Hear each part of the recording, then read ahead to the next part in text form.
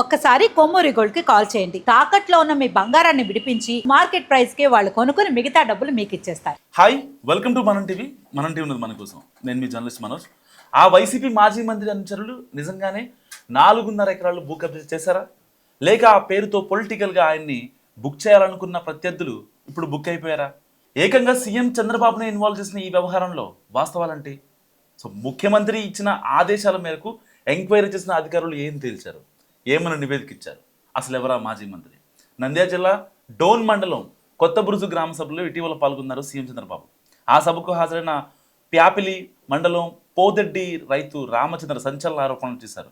గ్రామ సర్వే నంబర్లోని 120లో తన భార్య రమాదేవి పేరిట ఉన్న 4.5 ఎకరాల పొలాన్ని మాజీ మంత్రి బుగ్గన అనుచరులు కబ్జా చేశారని, అధికారులకు 32 సార్లు ఫిర్యాదు చేసినా పట్టించుకోలేదని సీఎం చంద్రబాబు కంప్లైంట్ చేశారు రామచంద్ర.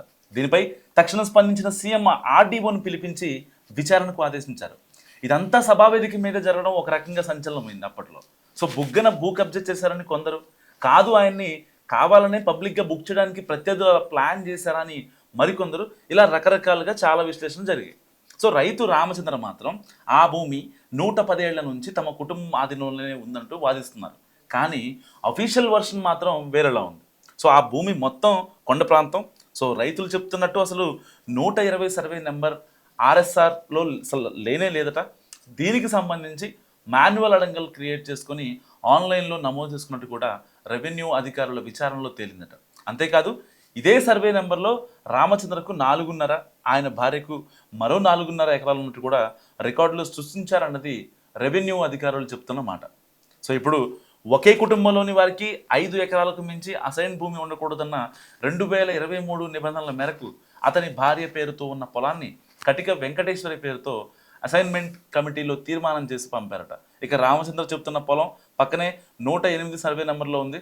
అందులో బుగ్గన మేనల్లుడు నితిన్ రెడ్డికి చెందిన పొలం ఉందని, వశిష్ట మైనింగ్ పేరిట కంకర ఫ్యాక్టరీ ఉండేదని చెప్తున్నారు.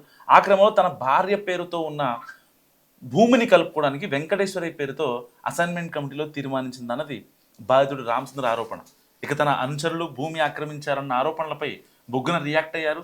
తమకు కావలసినంత ఆస్తి ఉందని, ఎవరో భూమిని ఆక్రమించాల్సిన కర్మ మాకు పట్టలేదన్నారు ఆయన. ఇదే సమయంలో మా నాయకుడిని బుక్ చేయడానికి ప్రయత్నించి టీడీపీ నేతలు విఫలమయ్యారంటూ మాజీ మంత్రి అనుచరులు హ్యాపీగా ఉన్నట్టు తెలిసింది. ఈ వ్యవహారంలో సీఎం ఆదేశాలతో విచారణ జరిపి స్థానిక అధికారుల నివేదిక కూడా పంపారట. అసలు ఇక్కడ 120 సర్వే నెంబరు అన్నదే లేదని, పైగా ఇప్పటికే రైతు రామచంద్రకు 4.5 ఎకరాలు కేటాయించినందుకు రూల్స్ ప్రకారమే అది ఫ్యామిలీలోని ఏ ఇతర సభ్యులకు ఇవ్వడానికి వీల్లేదని కూడా నివేదించినట్టు సమాచారం. అలాగే కబ్జా అయిందని రామచంద్ర చెబుతున్న భూమిని వెంకటేశ్వరికి ఇస్తూ అసైన్మెంట్ కమిటీ తీర్మానించిన దాని మీద జాయింట్ కలెక్టర్ సంతకం లేకపోవడంతో అది కూడా చెల్లదని కూడా తేల్చేశారు. దీంతో ఆ భూమి అటు రామచంద్ర భార్యకి కానీ ఇటు వెంకటేశ్వరికి కానీ చెందే అవకాశమే లేదు. అది ఎలా ఉన్నా మొత్తం మీద బుగ్గన అనుచరుల భూ ఆక్రమణ పేరిట జరిగిన డ్రామాను మాత్రం ఎవరికి వారు తమకు అనుకూలంగా మలుచుకునే ప్రయత్నం చేస్తున్నారు. నిజం మరి బుగ్గన అనుచరులు బుగ్గన మరి భూ ఆక్రమించారా? మీరేమనుకుంటారో మస్తు కామెంట్ చేయండి.